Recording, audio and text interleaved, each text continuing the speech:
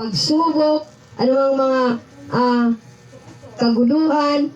Lord, alisin mo ito, Panginoon, sa lugar na ito, Diyos. Dahil ang lugar na ito, Panginoon, ay pinagpapala mo, Lord, ng iyong mga salita. Hallelujah. Tatawagin po natin ang ating pastor na magsasalita. Amen. Purihin ang Diyos. God is God. All the time. Yan, so purihin ang Panginoon.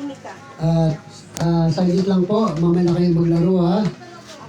Pagkatapos po nito ay pwede po tayo maglaro sa ano. So yan, muli ay nagpapasalamat kami sa bawat sana rito. At maging ating mga kapitbahay, bagmat wala po rito. Pero ako po'y naniniwala na papakinggan po nila ang ating tinig sa labas. Pero mas maganda, mas kasama natin sila rito katulad po natin na tayo po ay nakakaisa. No? So ang ating pong pag-aaralan ngayon ay patungkol po sa Hamar Theology. No, Hamar Theology. So ano nga ba yung Hamar Theology? Sa Tagalog po, ang Hamar Theology, ito po ay pag-aaral patungkol sa kasalanan ng tao. No? Patungkol sa kasalanan ng tao. So bago yan, tayo muna po ay manalangin sa salita ng Diyos. Manalangin po tayo para maunawaan po natin ang salita ng Panginoon sa oras po ito. Panginoon, maraming salamat sa oras po ito, God. Samahan niyo po kami sa loob ng ilang minuto, Panginoon, sa iyong pag-aaral ng iyong mga salita. Nawa ito ay tingin mo sa aming puso upang maunawaan po namin ang mga bagay na amin pong mapapakinggan patungkol sa Hamar Theology o Diyos. Maging ang mga sa YouTube channel, yung mga nanonood, ikaw pong patuloy po na magpala po sa nila upang patuloy din nila maintindihan at maunawaan ang aming pong napapakinggan sa mga oras sa pangalan ni Jesus. Amen. So doon ay welcome din natin ang ating po mga tagapanood sa YouTube channel. Kayo po ay welcome din po na makasama namin sa araw po ito. Luzon, Visayas at Mindanao, maging sa iba't ibang dako na napapanood ang aming po mga YouTube. Kayo po ay aming po willing welcome na parang kami na rin po ang nakapag-share sa iyo ng personal sa pamamagitan ng YouTube nito. So ang ating pong pinag-aralan sa oras po ito ay tinatawag na Hamar Theology. Na ang Hamar Theology, ito po ang ibig sabihin ay pag-aaral ng kasalanan ng tao. Kaya ang Hamar Theology ay tumatalakay sa kung paano nagmula ang kasalanan. Kung paano ito nakakaapekto sa sangkatauhan at kung ano ang magiging resulta pagkatapos ng kamatayan. Ang ibig sabihin ng kasalanan ay paglabag sa utos ng Diyos. So yung pong ibig sabihin ng kasalanan ay paglabag sa utos ng Diyos. Ayon sa Genesis chapter 2, verse 15 hanggang 17, na sinasabi po ng Biblia, ang sabi niya po ay ganito, inilagay ng Panginoong Yahweh ang tao sa lamanan ng Eden upang ito'y pagyamanin at pangalagaan. Sinabi niya sa tao, makakain mo ang alinmang bungang kahoy sa halamanan, maliban sa bunga ng punong kahoy na nagbibigay ng kalaman tungkol sa mabuti at masama. Huwag mong kainin ang bungang iyon, sapagat sa araw na kinain mo iyon ay mamamatay ka. So yun ang sinabi ng Diyos kay Adan nang sila ay nasa Eden. Na sila ay pinagbawalan ng Diyos na huwag kainin ang bungang kahoy na nagbibigay ng kalaman patungkol sa mabuti at masama. Ang tanong, nalabag ba ng tao ang utos ng Diyos? Sila ba ay lumabag? Sabi po ng banal na kasulatan, doon sa Genesis chapter 3, verse 1 hanggang 21, ay makikita po natin dito kung paano nalabag nila Adan at ni Eva yung utos ng Diyos kung bakit sila ay nagkaroon ng kasalanan. Ang sabi niya, ang ahas ang pinakatuso sa lahat ng hayop na nilikha ng Panginoong Yahweh. Isang araw, tinanong nito ang babae, totoo bang sinabi ng Diyos na huwag kayong kakain ng anumang bungang kahoy sa lamanan? Sumagot ang babae, maaari namang kainin ang anumang bunga sa lamanan, huwag lamang ang bunga ng puno na nasa gitna niyon, Sinabi ng Diyos na huwag naming kakainin, ni hihipuin man ang bunga nito. Kung kami raw ay kakain nito, mamamatay kami. Ngunit sinabi ng ahas, hindi iyang totoo. Hindi kayo mamamatay. Sinabi lang iyan ng Diyos, sabagat alam niya kung kakain kayo ng bunga niyon, ay makakaunawa kayo, kayo'y magiging parang Diyos at malalaman ninyo ang mabuti at masama. Ang punong kahoy ay napakaganda sa paningin ng babae at sa palagay niya, masarap ang bunga nito. Naisip din niya, kahanga-hanga ang maging marunong. Kaya pumitas siya ng bunga at kumain ito. Binigyan niya ang kanyang asawa at kumain din ito. Nagkaroon nga sila ng pangunawa matapos kumain. Noon nila nalaman sila'y hubad. Kaya kumuha sila ng mga daon ng igos, pinagtatahi-tahi nila ang mga ito at ginawang panakip sa katawan. Nang gabit hapon, narinig nila naglalakad sa lamanan ng ang Panginoong Yahweh, kaya nagtago sila sa mga puno. Ngunit tinawag niya ang lalaki at tinanong, saan ka naroon? Natakot po ako nang marinig kong kayo'y nasa lamanan. Nagtago po ako sapagkat ako'y hubad. Sagot ng lalaki, nagtanong muli ang Diyos, sino may sabi sa iyong hubad ka? Bakit kumain ka ba ng bungang ipinagbabawal ko? Kasi pinakain po ako ng babaeng ibinigay ninyo sa akin. Tugon ng lalaki. Bakit mo ginawa ang mga bagay na iyon? Tanong ng Panginoon Yahweh sa babae. Mangyari po, niling lang ako ng ahas, kaya ako'y natukso. Kaya ako'y natuksong kumain. Sagot naman ito, hinayaan ng Diyos, inihayag ng Diyos ang parusa. At sinabi ng Panginoong Yahweh sa ahas, sa iyong ginawa, may parusang dapat na ikaw lang sa lahat ng hayop ang magdaranas. Mula ngayon, ikaw ay gagapang at ang pagkain mo'y alabok lamang. Kaya kayo ng babae aking pag-aayawin. Kayo ng babae aking pag-aawayin. Binhi niya, lagi kong paglalabanin. Ang binhi niya ang dudulog sa iyong ulo, at sa sakong niyon ikaw ang tutuklaw. Sinabi naman ito, sa babae naman ito ang sinabi, sa pagbubuntis mo, hirap ang daranasin. At sa panganganak, sakit ay titisin. Ang asawang lalaki, iyong nanasain. Papasakop ka sa kanya, siya mong susundin. Ito naman ang sinabi ng Diyos kay Adan. Dahil nakinig ka sa iyong asawa, nang iyo'y kainin ang ipinagbawal kong bunga, dahil dito, sinusumpa ko ang lupa. Sa hirap ng pagkabungkal, pagkain mo'y magmumula, mula mga damo at tinik ang iyong aanihin, halaman sa gubat ang iyong kakainin. Sa pagod at pawis, pagkain mo manggagaling. Maghihirap ka hanggang sa malibing, dahil sa alabok, doon ka nanggaling. Sa lupang alabok ay babalik ka rin. Welcome po kayo, Brad. Salamat. No? Sa babalik ka rin. Iba ang tinawag niya dan sa kanyang asawa, sapagkat siya ang ina ng sangkatauhan. Ang mag-asawa, iginawa niya ng mga damit na yari sa balat ng hayop. So dito ay pinakikita ng banal na kasulatan kung bakit nagkasala ang tao, dahil nakain nila ang bungang kahoy na ipinagbabawal ng Diyos. At ang bungang kahoy niyon ay hindi naman talaga nila gustong kainin. Sila po ay nalinglang lamang. Nalinglang ng ahas. No? Kaya dahil sa nagawang pagsuway ni Adan at Eva, lahat tayo ay nagkasala sa Diyos. Ang tanda ng katwiran ng Diyos, ayon sa Romans chapter 3 verse 23, ang sabi niya, sapagkat ang lahat ay nagkasala at walang sinumang nakaabot sa kaluwalhatian ng Diyos. Kaya ang Hamad Theology ay nagpapaliwanag kung paano tayo nagkasala sa Diyos. At sa mga kahinatnan ng pagkakasala natin sa Diyos, ang pag-aaral sa Hamad Theology ay isang magandang pag-aaralan, magandang paksa. Tulad ng kasalanan ay maging magiging kontraproduktibo para sa Kristiyano. Pagkatapos natin magkasala sa Diyos, tayo ay iniligtas ng Diyos mula sa kasalanan sa pamamagitan ng dugo ni Kristo. Oo, ngunit bago natin maunawaan ang kaligtasan, kailangan muna natin maunawaan kung bakit kailangan natin ang kaligtasan. Kailangan natin ang kaligtasan. Kaya diyan pumapasok ang pag-aaral patungkol sa Hamar Theology.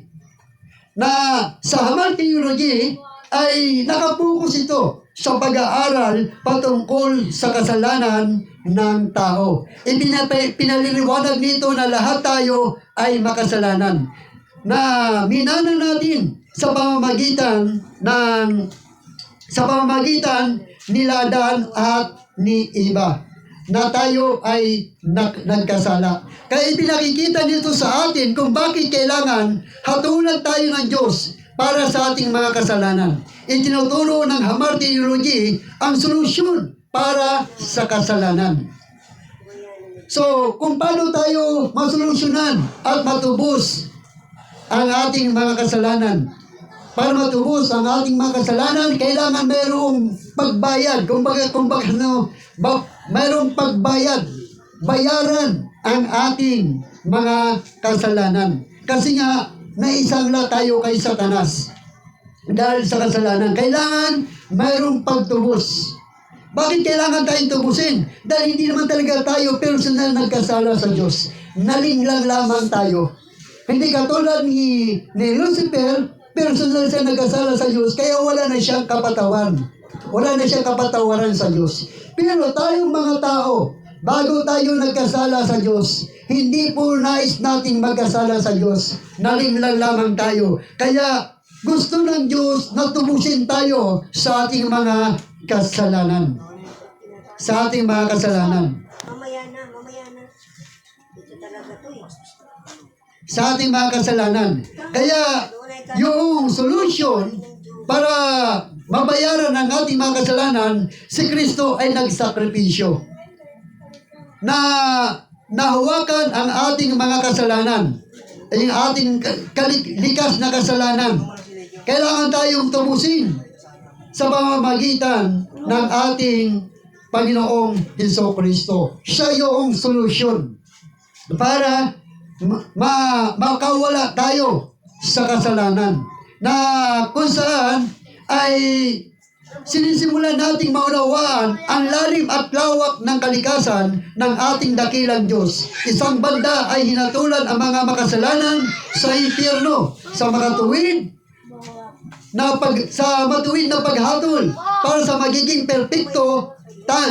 Tanging kapag naunawaan natin ang lalim ng kasalanan, ay maunawaan natin ang taas ng pagmamahal ng Diyos sa atin na mga makasalanan upang iligtas tayo mula sa kasalanan. So kailangan maintindihan muna natin, maunawaan muna natin kung paano tayo nagkasala sa Diyos. At iyan ay tinatalakay sa Hamar Theology.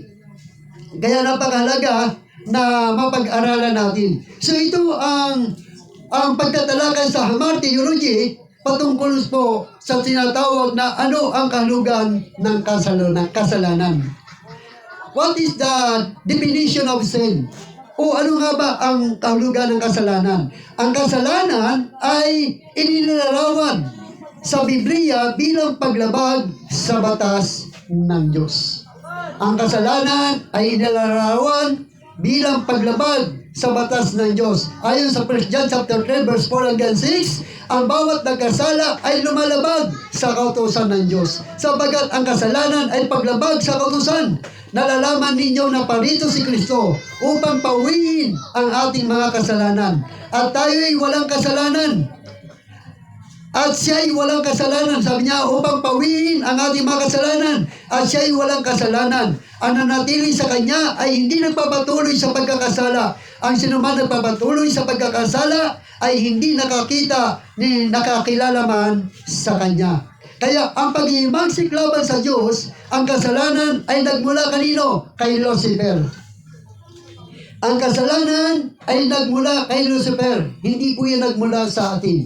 Nagmula po yan kay Lucifer na dating anghel na pinakamaganda at nakapangyarihan na mga anghel na nilikha ng Diyos upang pangunahan ang mga anghel para magpuri at sumamba sa Diyos. Ngunit nang siya'y sumuway sa Diyos sa pamamagitan ng paghangad na maging kapantay ng Diyos, kaya siya'y pinarusahan ng Diyos at itinapon dito sa lupa. At ang tawag sa kanya ay Satanas o Diablo, na ang ibig sabihin ay laging sumasalungat at lumalabag sa kalooban ng Diyos. Na ang ibig sabihin, ang dating pangalan ng Lucifer, siya yung pinakamagandang anghel, makapangyarihang anghel na nangunguna sa pagpupuri at pagsamba sa Diyos. Ngunit nang siya'y lumabag, pinalitan ang kanyang pangalan na tinawag na Satanas o Diablo, na ang ibig sabihin, laging sumasalungat at lumalabag sa kalooban ng Diyos. So doon ay pinakikita ng Biblia yung patungkol sa Hamar theology na nakapokus sa ano nga ba ang kasalanan ng tao. At nagsimula ang kasalanan kay Lucifer. Ang sabi doon sa Pahayag chapter 12 verse 7 to 12, ganito ang sinasabi ng Biblia. Ang sabi niya, pagkaraan nito, nagkaroon ng digmaan sa langit. Pinamunuan ni Miguel ang kanyang mga anghel sa pakipaglaban sa dragon at sa mga kampon nito. Natalo ang dragon at ang kanyang mga kampon at pinalayas sila sa langit. Itinapon ang dambuhalang dragon, ang matandang ahas na tinawag na Diablo at Satanas, na nagdaya sa buong sanglibutan. Itinapon siya sa lupa kasama ang lahat ng kanyang mga kampon. At narinig ko ang isang malakas na tinig mula sa langit na nagsabi, dumating na ang pagliligtas ng Diyos. Ipinamalas niya ang kanyang lakas bilang hari. Ipinamalas din ni Kristo ang kanyang kapangyarihan, sapagkat pinalayas na sa langit ang humuusig araw at gabi sa mga kapatid natin. Nagdagumpay ang mga ito laban sa Diablo sa pamamagitan ng dugo ng Kordero at ng kanilang pagsaksi sa katotohanan, sapagkat hindi nila pinanghinayangan ang kanilang buhay. Kaya magalak ang kalangitan at lahat ng ninirahan diyan. Ngunit kalaging-laging ang daranasin ninyong lupa at dagat, sapagkat ang matinding puot ng Diablo ay babagsak sa inyo. Alam niyang kaunting panahon na lamang ang nalalabi sa kanya. Kaya nagkaroon ng pagkakataon si Lucifer o si Satanas na tuksoin si Adan at si Eva. Kaya si Lucifer ay dating pinakamagandang anghel, pinakamakapangyarihang anghel, na hindi na kontento sa kanyang posisyon. Nais niyang maging mas mataas kaysa Diyos, maging kapantay ng Diyos, at ayon sa kanyang pagbagsak, ang simula ng kanyang pagkasala sa Diyos. Dahil nga sa kanyang pagnanais na maging kapantay ng Diyos, kaya nagkaroon ng digmaan sa langit. At ang kanyang nahikayat ng mga anghel ay nasa 1/3 ng mga anghel. Kaya napakarami mga kampo ni Satanas na nandito sa mundo.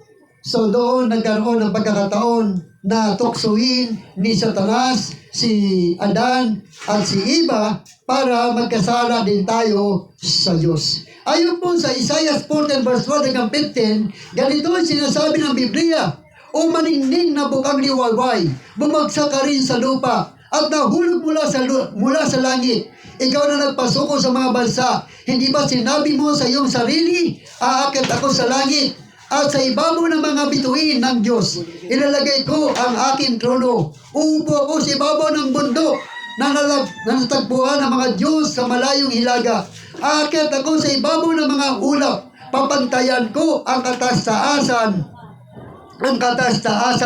Ngunit ano nangyari? At nahulog ka sa daigdig ng mga patay. So doon ay makikita natin, doon nagsimula si Lucifer. Binagsak siya. At ang kanyang pangalang Lucifer ay pinalitan ng pangalan na Satanas. Kaya pinalitan ang pangalan ni Lucifer ng Satanas dahil siya ay nagkasala sa Diyos. Dinala niya ang kasalanan sa sangkatauhan sa halamanan ng Eden, kung saan tinukso niya si Adan at si Eva. Tinukso niya si Adan at si Eva sa pamamagitan ng pang-akit at panglilang na kapag kumain kayo ng bungang kahoy na nagbibigay ng kaalaman patungkol sa mabuti at masama, magiging katulad kayo ng Diyos. Malalaman ninyo ang mabuti at masama. So inilarawan ng Genesis chapter 3 ang paghimagsik ni Adan at ni Eva laban sa Diyos at laban sa kanyang utos. Mula noon, ang kasalanan ay naipasa sa lahat ng henerasyon ng sangkatauhan at mga inapo ni Adan. Kaya ang lahat ng tao ay nagkasala sa pamamagitan ni Adan at ni Eva na ating ninuno, na ating pinagmulan. Bakit? Sabagat sabi ng Biblia, Adan ay Eva ang ipinangalan ni Adan sa kanyang asawa, sabagat siya ang pinagmulan ng sangkatauhan. So, nanggaling kay Eva, kay Adan, ang lahat ng tao. Kaya titingnan mo, iisa ang anyo natin. Kung may kamay ka, may kamay ako. Kung may ilong ka, may ilong ako. Kung may mata ka, may mata ako. Kung may bibig ka, may bibig ako. Kung may paa ka, may paa ako. Kung may tuhod ka, may tuhod ako. Puro parehas tayo. Amen? Amen. Dahil isa ang ating pinanggalingan, si Adan at si Eva. Kaya lahat po tayo ay nadamay sa kanyang kasalanan. Ayon sa Romans chapter 5 verse 1, ang sabi ng Biblia ay ganito, sa pamamagitan ni Adan ay pumasok ang kasalanan sa sanlibutan. At kaya ang kamatayan ay naipasa sa lahat ng tao dahil ang kabayaran ng kasalanan ay kamatayan. So doon ay naipasa ang ang kasalanan ni Eva kung paano sila namamatay, ay namamatay na rin tayo dahil ang kabayaran ng kasalanan ay kamatayan. Ayon sa Romans chapter 6 verse 23, sapagkat kamatayan ang kabayaran ng kasalanan. Ngunit ang libreng kaloob ng Diyos ay buhay na walang hanggan sa pamamagitan ni Kristo Jesus na ating Panginoon. Kaya sa pamamagitan ni Adan, ang kasalanan ay pumasok sa lahi ng tao. At ang mga tao ay naging makasalanan na magkasala si Adan. Ang kanyang panloob na kalikasan ay binago ng kanyang kasalanan nang nag-iimagsik na nagdala sa kanya ng spiritual na kamatayan at kasamaan at naipasa sa lahat ng sumusunod sa kanya. Tayo ay makasalanan dahil tayo ay nagkasala at dahil tayo ay makasalanan. Kung paano nagmana tayo ng physical na katangian mula sa ating mga magulang na si Adan at si Eva, minana rin natin ang kanyang mga kasalanan. Ang sabi doon sa awit 51 verse 5, tunay na ako ay makasalanan. Sa kapanganakan, makasalanan mula nang ako ay pinaglihi ng aking ina. So mula pa lang ikaw pinaglilihi ng iyong ina, ay makasalanan ka na, sabagat ang iyong magulang ay makasalanan. So doon ay pinakikita ng Biblia yung pag-aaral sa tinatawag na Hamar Theology. Kaya ang isa pang uri ng kasalanan ay kilala bilang imputed sin. Kasalanan ay ang resulta ng pagkakaroon natin ng kredito sa pagkakasala ng kasalanan ni Adan. Kaya malinaw ang sinasabi ng Biblia sa Romans chapter 5 verse 1, ang kasalanan ay pumasok sa sanlibutan sa pamamagitan ng isang tao at ang kamatayan ay pumasok sa pamamagitan ng kasalanan. Dahil dito, lumaganap ang kamatayan sa lahat ng tao dahil ang lahat ay nagkasala. Nasa sanlibutan na ang kasalanan bago ibigay ang kautusan. Ngunit kung walang kautusan, ang kasalanan ay hindi tuturing na makasalanan. Nasa sanlibutan ng kasalanan. Bakit? Sabagat si Satanas ay tinapon dito sa mundo. Amen. Itinapon dito sa mundo. Kaya, nung nandito na siya, para madamay tayo, ginilan niya si Adan at si Eva. Sa anong paraan? Doon sa sinabi ng Diyos na huwag mong kakainin ang bungang kahoy na nagbibigay ng kalaman patungkol sa mabuti at sa masama. Sapagkat kung kakainin mo ito, ikaw ay mamamatay. So doon nagkaroon ng pagkakataon si Satanas para magkasala tayo sa Diyos at maging katulad tayo niya na pwede tayong hatulan sa apoy ng impyerno. Sapagkat ang impyerno, nilikha ng Diyos yan, hindi para sa mga tao. Nilikha ng Diyos yan para kay Satanas. Sa totoo lang, wala talagang impyerno. Nagkaroon lamang ng impyerno nang magkasala si Lucifer sa Diyos. Nang magkasala si Lucifer sa Diyos. Kaya nung matalo si Lucifer, ginawa ng Diyos ang impyerno para si Lucifer ay doon mapupunta sa apoy ng impyerno. Yun ang kanilang magiging tirahan. At doon, ang sabi doon ng apoy ay hindi namamatay. Kaya ayaw ni Lucifer na siya lamang ang pupunta sa impyerno. Kaya ginawa niya, nandamay siya. Niliglan niya si Adan at si Eva. Kaya ang lahat na hindi nakakakilala kay Kristo, napupunta doon sa apoy ng impyerno. Dahil kung nasa kanino, kung nasa ng puno, nandoon ang bunga at sanga. Kaya si Satanas, nandoon ang kanyang tirahan sa apoy ng impyerno. Kaya malinaw ang sinasabi ng Biblia na nadamay lamang tayo sa ating mga kasalanan. Kaya mayroon pa tayong pagkakataon na magsisi. Mayroon pa tayong pagkakataon na patawarin ng Diyos. Dahil kung hindi tayo nadamay, kung hindi tayo tinukso ni Satanas, kung personal kinain ni Adan at ni Eva ang bungang iyon, ay wala pong kapatawaran ang ating mga kasalanan. Pero dahil hindi nila yung gustong kainin, nalinglang lamang sila. Kaya binigyan pa ng pagkakataon ang tao na sila'y mapatawad sa kanilang kasalanan upang huwag sila pumantong doon sa apoy ng impyerno. Kaya ginamit ng Diyos ang prinsipyo ng imposition para makinabang ang sangkatauhan sa pamamagitan ni Kristo Jesus na mabayaran ang ating mga kasalanan sa pamamagitan ng kanyang kamatayan sa krus. Inako ni Kristo ang ating mga kasalanan. Itinuri siya ng Diyos na parang makasalanan kahit na hindi siya nagkasala. At pinatay siya para sa kasalanan ng buong sanglibutan. Dahil nga nadamay lang tayo. Hindi talaga tayo directly nagkasala sa Diyos. Mayroon lang ng linglang sa atin. Kaya binibigyan tayo ng pagkakataon ng Diyos na magbagong buhay. Binibigyan tayo ng pagkakataon ng Diyos na lumayo sa kasalanan at tanggapin si Kristo bilang Panginoon at sariling tagapagligtas ng ating buhay. Sa 1 John chapter 2 verse 1 hanggang 2, mga anak, isinusulat kito sa inyo upang huwag kayong magkasala. Ngunit kung magkasala ang sinuman, may tagapagtanggol tayo sa Ama, si Kristo Jesus na isang matuwid. Si Kristo ang handog sa ipapatawad ng mga kasalanan. Hindi lamang ang ating mga kasalanan, kundi maging ang kasalanan ng lahat ng tao. Kaya mahalaga na maunawaan natin ang kasalanan na ay inatang sa Kanya. Ito'y inatang kay Kristo, yung mga ating mga kasalanan.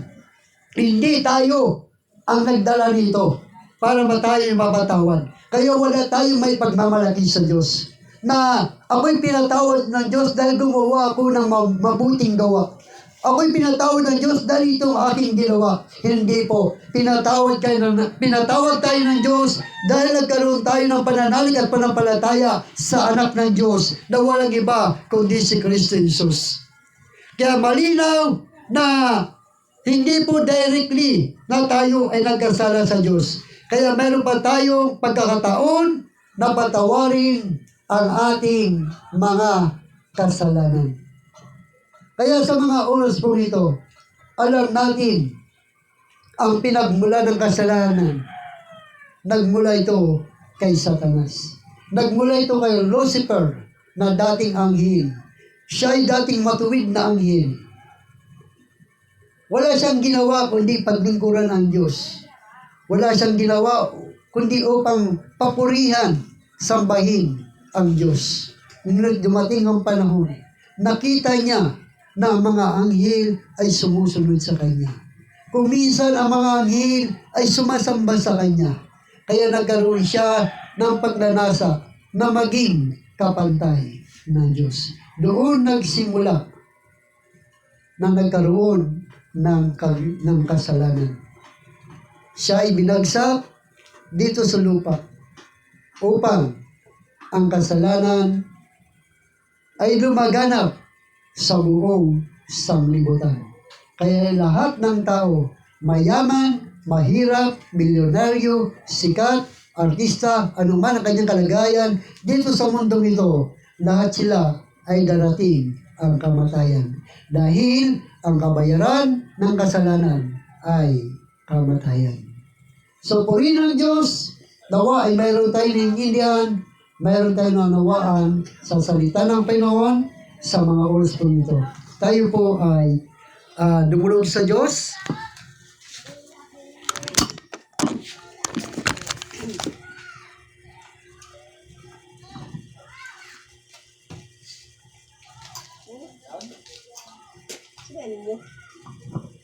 Pasalamatan po natin ang Panginoon sa oras po nito.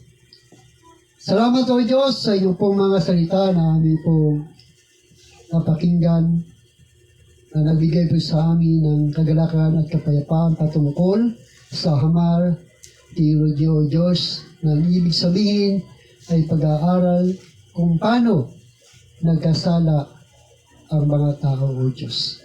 Salamat sa mga bagay nito, Diyos. Naintindihan po namin at nanuwaan kung bakit binigyan niyo mo kami ng pagkakataon na makapagsisi ng aming kasalanan. Dahil ang aming kasalanan ay hindi namin kusang ginawa, kundi mayroon lamang naglinglang, tumukso para kami ay magkaroon ng kasalanan.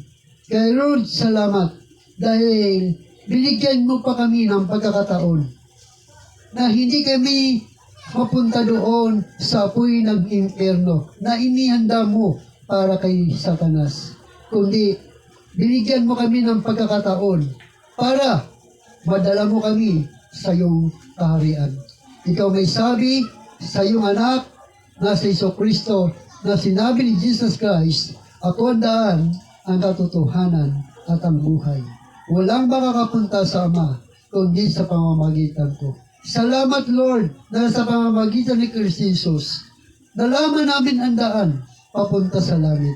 Sapagkat sinabi mo sa Gawa chapter 4 verse 12, kay Jesucristo lamang matatagpuan ng kaligtasan sapagkat sa silong ng langit, ang kanyang pangalan lamang ang ibinigay ng Diyos sa ikaliligtas ng tao. Salamat o Diyos, ipinala mo sa amin na meron lamang kay isa-isang pangalan para maging daan ng aming kaligtasan.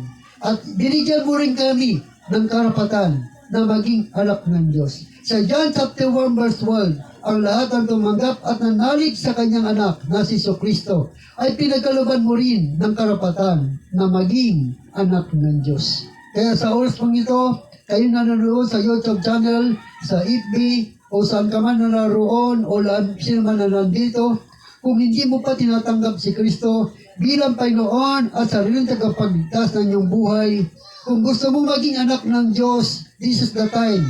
Tanggapin mo si Kristo bilang Panginoon at sarili mo tagapagligtas ng iyong buhay. Pwede po lahat po tayo tumayo at tayo po'y mananalangin. Pwede kang sumunod sa panalangin ito. Saan ka man naroon. Ikaw ay nanonood sa YouTube channel, sa FB. Ano man ang ginagawa mo ngayon, pwede mo munang huminto at pwede kang sumunod sa panalangin ito. Na parang ikaw na rin ang nananalangin bilang pagtanggap sa ating Panginoong Kristo. Sabihin natin, Panginoon, sige po kapatid, huwag ka pong mahiya. Sabihin natin, Panginoon, marami pong salamat sa inyo pong mga salita patungkol sa Hamar Theology. Ang ibig sabihin ay pag-aaral sa kasalanan ng tao. Nalaman ko po na ako'y nagkasala. Nalaman ko po na ako'y makasalanan dahil kay Adan at kay Eva. At ang kasalanan ito ang siyang kabayaran ng aking kamatayan. Kaya Lord, sa mga oras po ito, ako po'y lumalapit sa iyo na mayroong pagsisisi at pagbabalik loob sapagkat binigyan mo ko ng pagkakataon na magbalik loob sa iyo at magsisi sa aking mga kasalanan. Kaya ngayon, sinusuko ko ngayon ang aking buhay at humihingi po ko sa iyo ng kapatawaran sa aking mga kasalanan. Ito man ay sa isip, sa salita, o sa gawa, o sa anumang bagay na aking ginagawa na hindi kalugod-lugod sa iyo. Hinihiling ko po, patawarin niyo po ako sa mga oras po nito. Panginoong Hesus, sa mga oras po nito, bagamat hindi po kita nakikita, ngunit ako'y naniniwala, ikaw ay nasa amin kalagitnaan. Napapakinggan mo ang aking panalangin. Salamat sapagkat ipinahayag ko na ang aking mga kasalanan. Kaya ngayon, sa mga oras pong ito, tinatanggap ko ang kapatawaran ng aking mga kasalanan. Kaya ngayon, naniniwala ako, pinatawad mo na ako sa aking mga kasalanan. Ako'y malinis na sa aking mga kasalanan. Kaya ako ngayon ay malaya na makakapasok sa iyong kabanal-banalan. Binubuksan ko ngayon ang aking puso.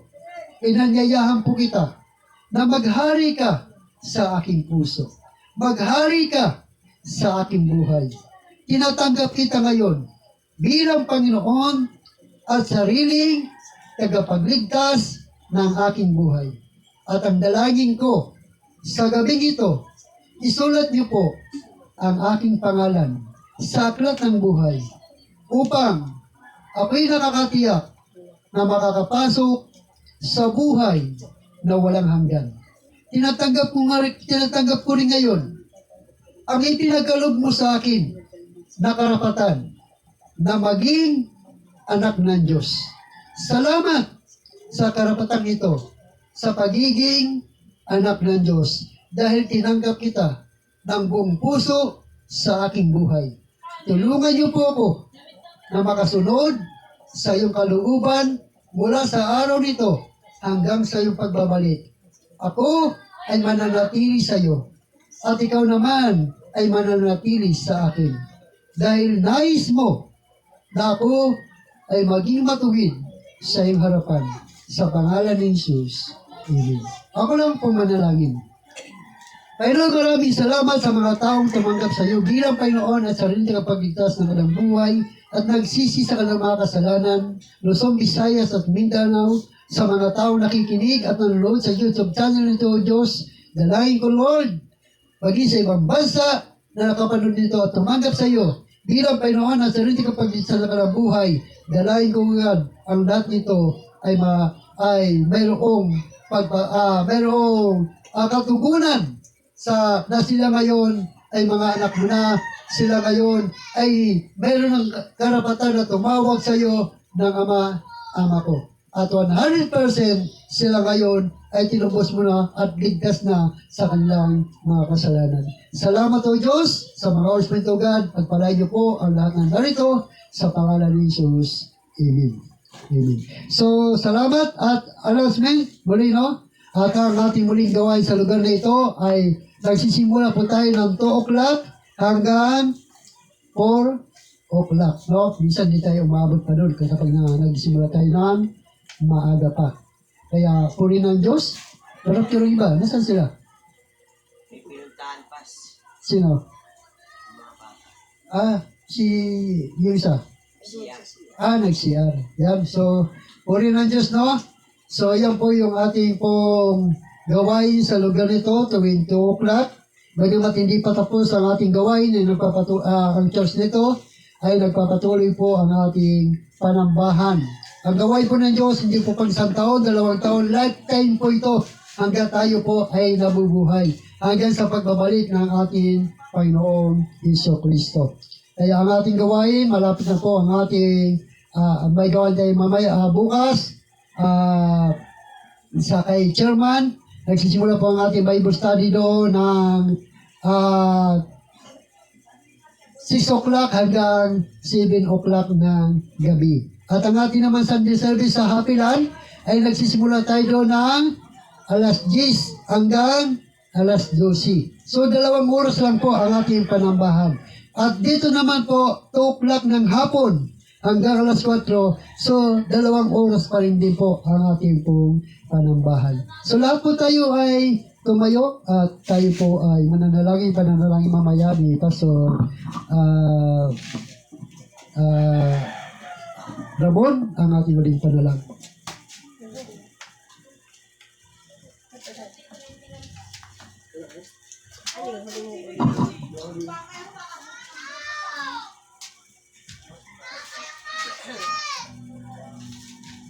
Huwag tayo sa huling awit ng Panginoon.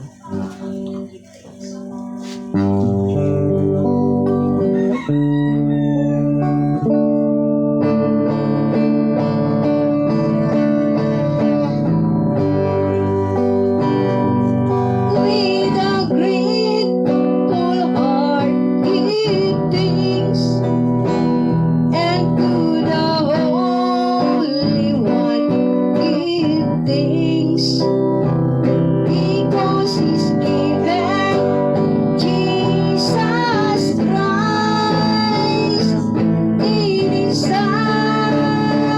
Give thanks with a grateful heart, give thanks, and to the Holy One, give thanks, because He's given Jesus Christ in His Son. And now let the weak say, I am strong. Let the poor say, I am rich, because of what the Lord has done for us. And now let the weak say, I am strong. Let the poor say, I am rich, because of what the Lord has done for us. Give thanks.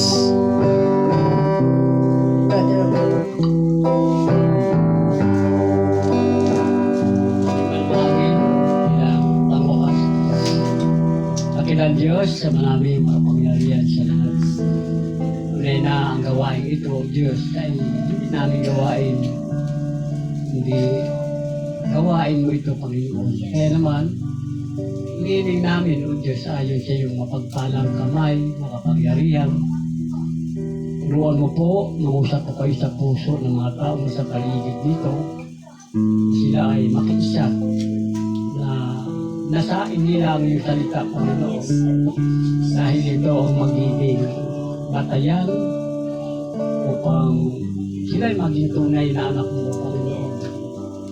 At alam namin, O Diyos, na ang bawat tao na dadalhin sa lugar na ito, tinuturuan mo po sila, Panginoon, ng iyong mga salita. Hindi namin sila tinatawaran, Panginoon. Galing din kami sa tulad din kami sa kanila, Panginoon. Na ang aming buhay, walang direksyon. Para kami nasa ilang, hindi namin alam kung saan patungo ang aming kaluluwa.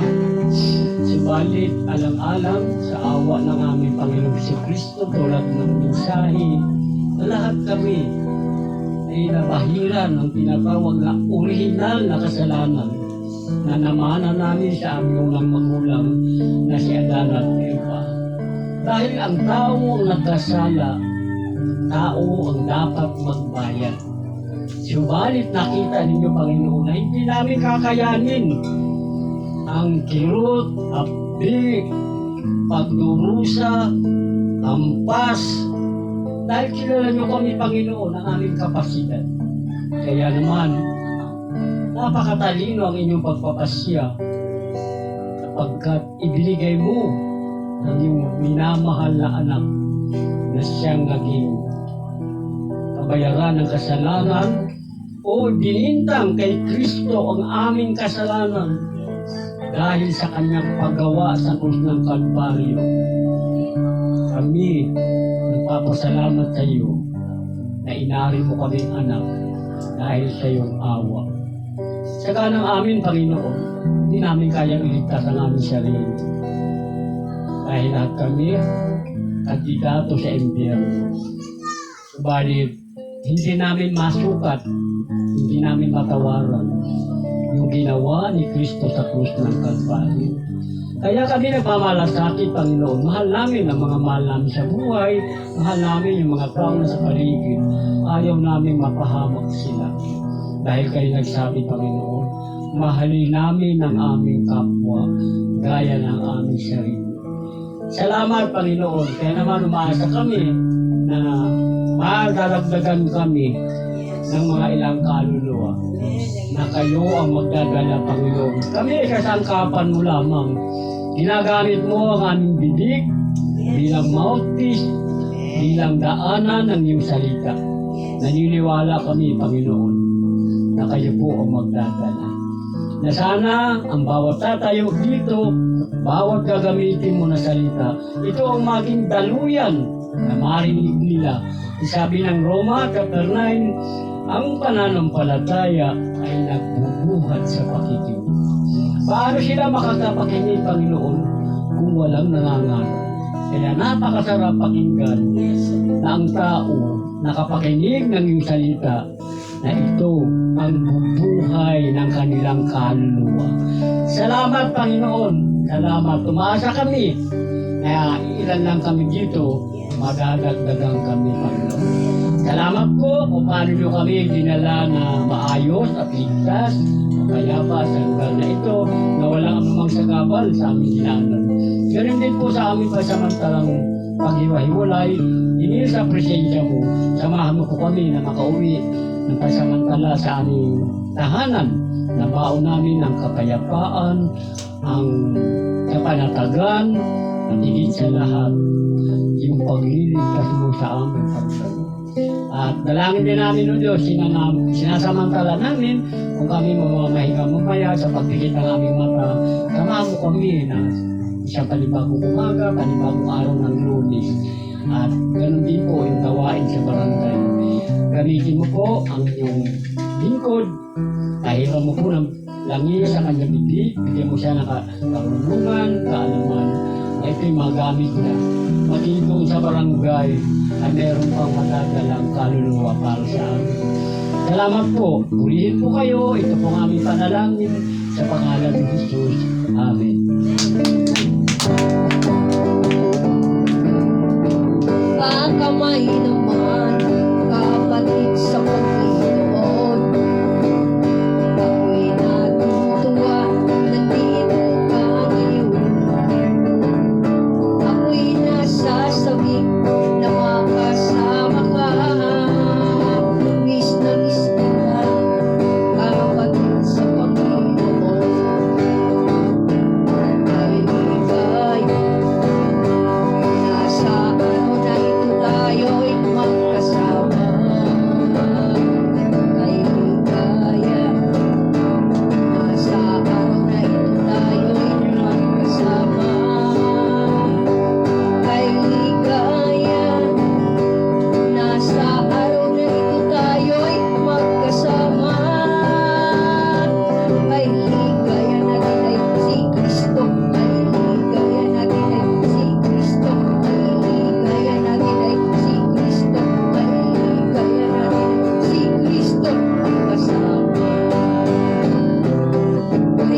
Diyos. God bless you, Tol.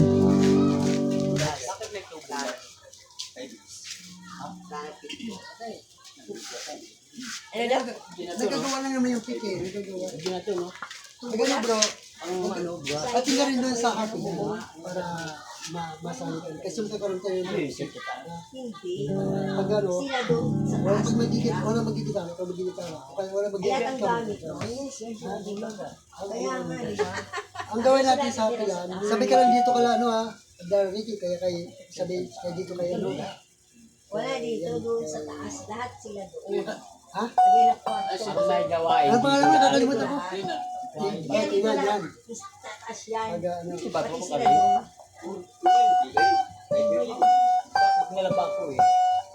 Tabla? para masanay tayo. At para mga kabataan din doon, kung may mga kabataan, hindi,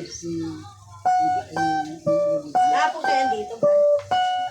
Ano mo, kumusta na? Di malamok. Dami malamok dito. Ikaw, saan ka dito? Kasi, ano, next year.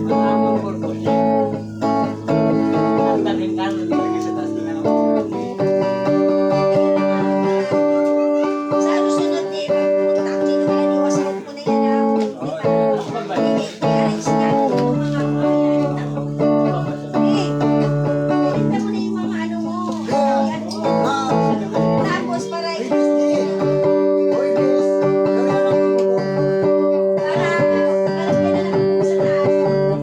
ipan-dispatch na ito. Parang kainis na siya tingnan. kasi ang gusto ni Chema, Kinuha ni Rameda pa nga niya. May aderan ko man. Oo, oo.